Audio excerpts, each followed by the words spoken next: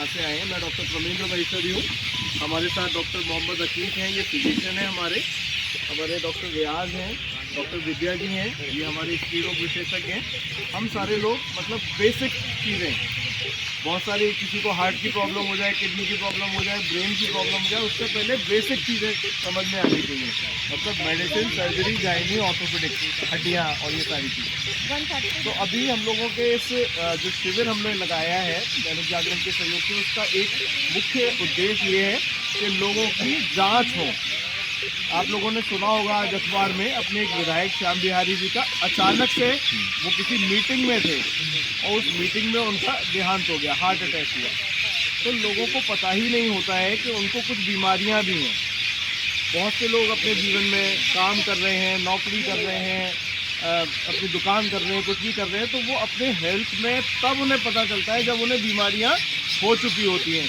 मेरे घुटनों में दर्द होने लगा है, मेरे पैर सुन्न होने लगे हैं, मेरे छाती में दर्द होने लगा है, मुझे चक्कर आने लगे हैं, तब वो डॉक्टर के पास जाते हैं। इसका क्या मतलब है कि हमारे शरीर में वो बीमारी हो गई। ये छोटे छोटे बच्चे खेल रहे हैं अभी, ये उस स्टेज में है अभी कि जहाँ पर अभी ये आगे बढ़ेंगे, इनकी ग्रोथ होने वाली है। तो बहुत सारे लड़के हों या लड़कियाँ हों, वो उस स्टेज में कि उनको अभी से पता हो कि हमें हेल्थ कॉन्शियस कैसे रहना है, तो वो बहुत सारी बीमारियों को, जब वो 30 साल के होंगे, 40 साल के होंगे, तो वो अपने आप को ठीक रख पाएंगे। जितने लोग यहाँ बैठे हैं, कभी ये भी सब 15 से 20 साल की उम्र के थे, और जितने लोग पीछे खड़े हैं, कभी ये भी सब लोग इस स्टेज में पहुँचेंगे।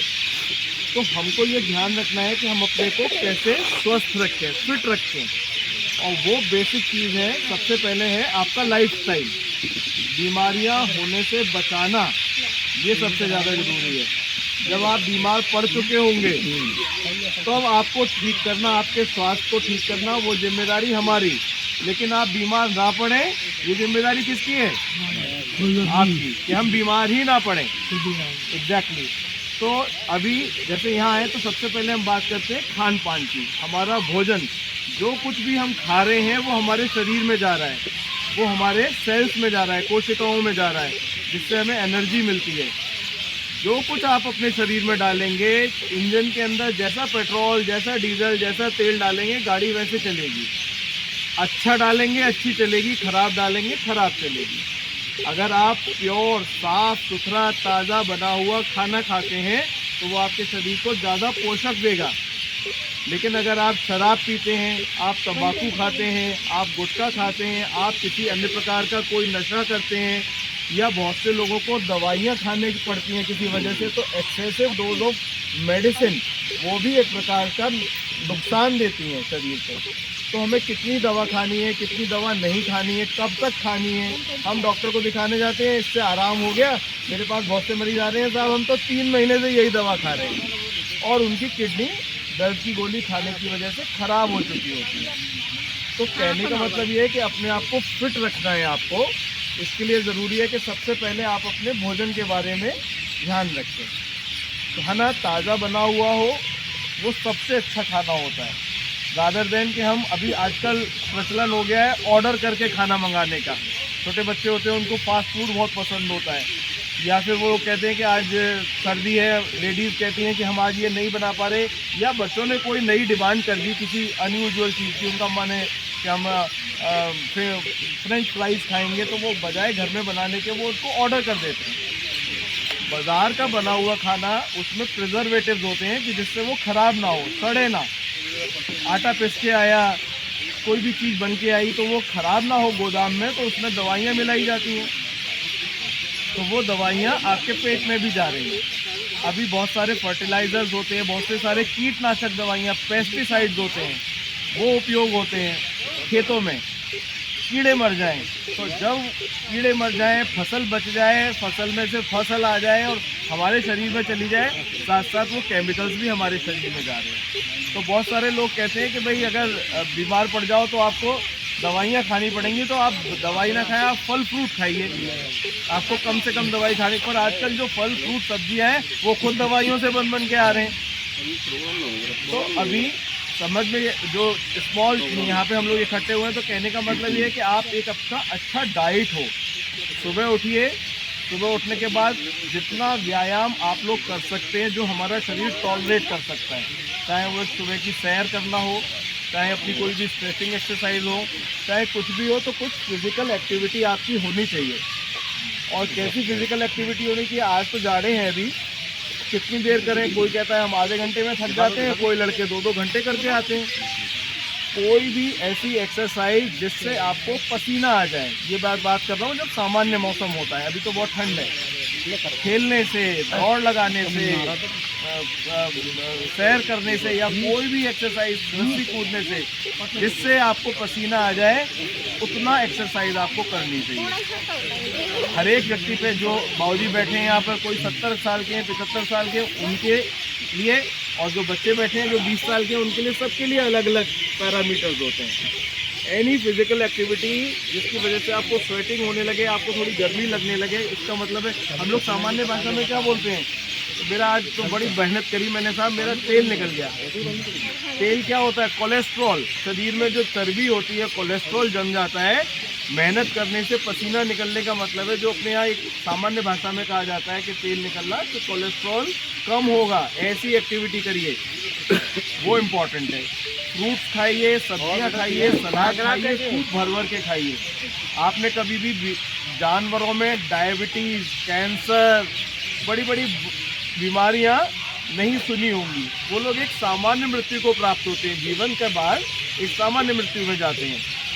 तो उन जानवरों, इसलिए क्योंकि वो एक कच्चा भोजन कर रहे होते हैं, वो पका हुआ, नमक मिर्च पड़ा हुआ, तेल पड़ा हुआ खाना नहीं खा रहे होते। तो जितना संभव है, तो हम हर वक्त तो हम कच्चा खाना नहीं खा सकते, मनुष्यों के लिए पका हुआ भोजन आवश्यक भी है। तो इसलिए हम जितना अधिक से अधिक कच्चा भोजन खा सकते हैं वो खाएं। और अपनी डाइट का 50% अगर आप कच्चा भोजन करते हैं, सब्जियां, सलाद, जो कुछ भी आप खा सकते हैं, मूंगफली, सोयाबीन, ऐसी चीज़ें जो होती हैं, बीन्स वगैरह, वो सबसे अच्छे रहेंगे। आपकी साइज का डाइट का 50% होना चाहिए वो कच्चा भोजन होना चाहिए। सुबह सुबह उठें, कुछ ना कुछ व्यायाम करें, स्ट्रेचिंग एक्सरसाइजेज करें, और उसके बाद जब आप नाश्ता करें तो एक हेल्दी, ताज़ा बना हुआ नाश्ता होना चाहिए। उस नाश्ते के बाद आप काम करने चले जाते हैं। दोपहर में जब आप भोजन करने आए, वो भी, उसमें आप, बहुत से लोग कहते हैं हम सिर्फ रोटी खाते हैं, हम चावल नहीं खाते उसके साथ। इंडियन डाइट, भारत में जो थाली होती है, शाकाहारी भोजन की बात करें तो वो एक बड़ी बैलेंस डाइट है।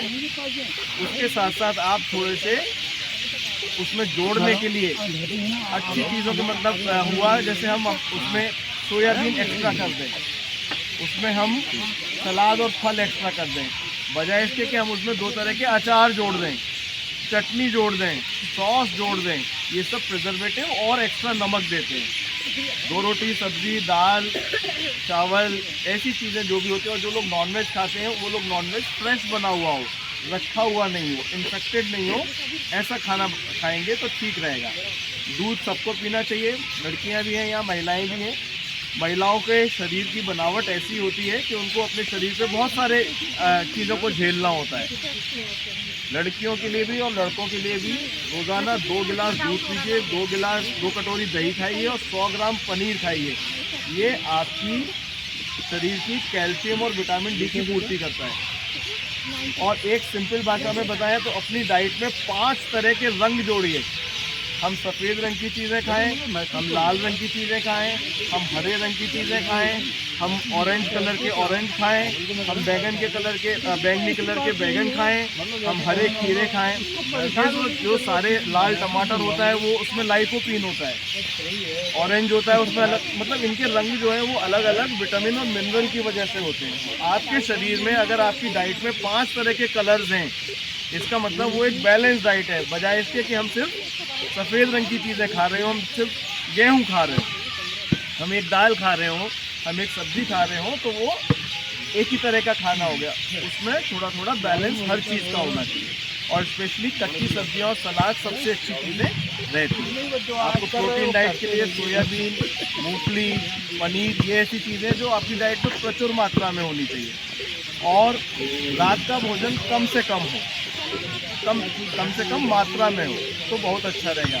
50 साल से ऊपर के जितने भी लोग हों उनको रात में भोजन अगर वो बंद कर सकते हैं तो बहुत अच्छी बात है। एक नई हमारे यहाँ व्रत की परंपरा है हमारे सामान्य जीवन में। इस वर्ष का 2024 का जो नोबेल प्राइज दिया गया है मेडिकल साइंस में, वो ऐसे वैज्ञानिक को दिया गया है जिसने ये निकाला कि किस प्रकार जो लोग अगर कोई कैंसर का मरीज है, अगर वो 24 घंटे भूखा रहे तो उसके शरीर अपने आप उसकी कैंसर की कोशिकाओं को ख़त्म करेगा। मतलब हम अगर 24 घंटे का फास्टिंग व्रत रख पाएँ, या फिर हफ्ते में 1 दिन व्रत रख पाएँ, या फिर महीने में 4 व्रत रख पाएँ, तो आपके शरीर में अगर कैंसर नहीं है तो होगा नहीं, अगर कैंसर है तो उसकी कोशिकाएं ख़त्म होने लगेंगी।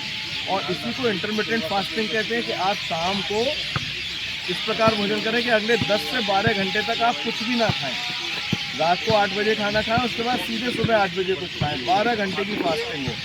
तो इस तरह से आपके पेट में जो कुछ जमा होगा वो निकल जाएगा और शरीर की जितने एंजाइम्स वगैरह होंगे वो बहुत अच्छा काम करेंगे।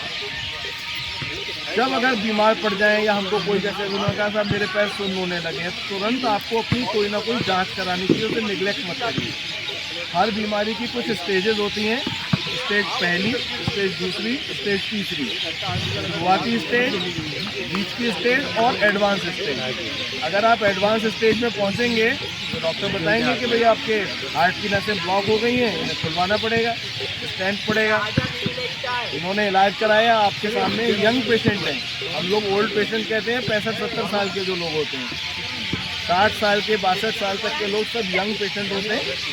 और अगर बीमार हैं स्टेंट पड़वाएं, अगर आंखें खराब हैं उसमें लेंस पड़वाएं, घुटने खराब हैं उनके घुटने बदलवाएं, या जो कुछ भी बीमारी जिससे आप एक सामान्य जीवन जी सकें, बजाय इसके कि हम अपने को लाचार समझें और सूखते रहें। बीमारी जितनी बड़ी होगी उसका खर्चा भी ज़्यादा होगा, उसमें तकलीफ भी ज़्यादा होगा ठीक होने में। और तीसरी चीज़ ये सब तो हो गई भोजन और फिजिकल एक्टिविटी। तीसरी चीज़ है कि अपना दिमाग भी थोड़ा शांत रखने की ज़रूरत है। फिजिकल एक्टिविटी के साथ साथ इमोशनल एक्टिविटी भी रखिए, अपनी साइकोलॉजी भी अच्छी करिए, अपना शरीर अच्छा रहे, साथ साथ अपने दिमाग पर भी कम से कम स्ट्रेस डालिए। अभी हिमांशु है यहाँ पर, जागरण वाले कहाँ गए? तो अभी बोल कॉर्टिसोल एक शरीर में हार्मोन होता है, जितना आप स्ट्रेस करेंगे, ये सब यंग लड़के हैं, नौकरियां कर रहे हैं मेडिकल की कंपनियों में, दिन भर दौड़ते हैं, अस्पतालों में जाते हैं, डॉक्टरों के पास जाते हैं, आधा घंटा 1 घंटा वहाँ पर टाइम लगता है। एंग्जाइटी होती है, स्ट्रेस होता है, उससे लोगों के शरीर में कॉर्टिसोल बढ़ता है। जिसके शरीर में कॉर्टिसोल का लेवल हाई होगा उसको बीमारियां होने की संभावनाएं उतनी ज़्यादा हो जाएंगी। तो हमको ये भी ध्यान रखना है कि हम पूरे 24 घंटे में से आधा घंटा ऐसा निकाल लें जहाँ हम शांति से अकेले बैठे हुए हों, थोड़ा मेडिटेशन कर पाएँ, थोड़ा सोच पाएँ परिवार के बारे में, अपने बारे में, अन्य चीज़ों के बारे में, और आधा घंटे जरा शांति से बैठें, बजाय इसके कि हम सारे दिन दौड़ते रहें। और जब कभी कोई परेशानी, इन शिविर का एक पर्पज़ यही है कि अगर हमारे शरीर में कोई बीमारी बन रही हो तो पता चल जाएगी। बेसिक जांचें आपकी आज यहाँ की हैं। आप सभी लोग जिन्होंने यहाँ दिखाया है, जब कभी आपको दिखाना हो आप लोग इसी पर्चे को लेकर गंगाचरण हॉस्पिटल आइए। जो डॉक्टर ने देखा है तो वो आपको वहाँ निःशुल्क देखेंगे एक बार, और अगर वो वहाँ कोई जांचें बताते हैं तो वो जांचें आपकी 20% रियायत पे वहाँ पर हॉस्पिटल में हो जाएंगी, जिससे आप किसी को यहाँ एक्सरे तो हम नहीं कर सकते, एक्सरे मशीन नहीं ला सकते, तो एक्सरे वहीं करा सकते हैं, अपना अल्ट्रासाउंड वहीं करा सकते हैं, सीटी स्कैन या कोई भी जो जाँचें होती हैं वहाँ आके करा लीजिए। और कोई भी परेशानी आती है तो अपने डॉक्टर से अपनी दवाई के साथ साथ परहेज और लाइफस्टाइल के बारे में ज़रूर पूछिए, हमें क्या खाना चाहिए।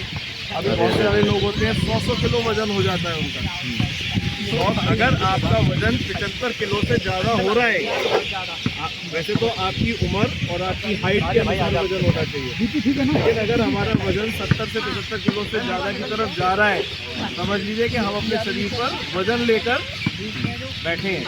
कोई मजदूर है 40 किलो वजन उठाता है, थक गया, उसने वजन साइड में रखा और सो गया, और वो जब उठेगा तो वो वो थका हुआ नहीं होगा। लेकिन अगर आपके शरीर पे 40 किलो वजन ज़्यादा है तो जब आप सो रहे हैं आपके दिल को उस 40 किलो तक ब्लड पहुंचाने के लिए काम करना पड़ रहा है। तो सोते में भी 40 किलो वजन ज़्यादा हमने उठा रखा है। तो ये सारी परेशानियां हैं जिनकी वजह से बीमारियां होती हैं, और अगर बीमारियां हो तो उनको तुरंत आप हॉस्पिटल्स में जाके डॉक्टरों से करके उनके बारे में कंसल्ट करिए, जिससे प्राइमरी स्टेज पे उनको ठीक किया जाए। आप लोगों के कोई सवाल हो, कोई चीज़ें हो, क्वेरीज हो, तो हमें बताइए, हम लोग यहाँ पे बताएंगे या अस्पताल में आके, ठीक है।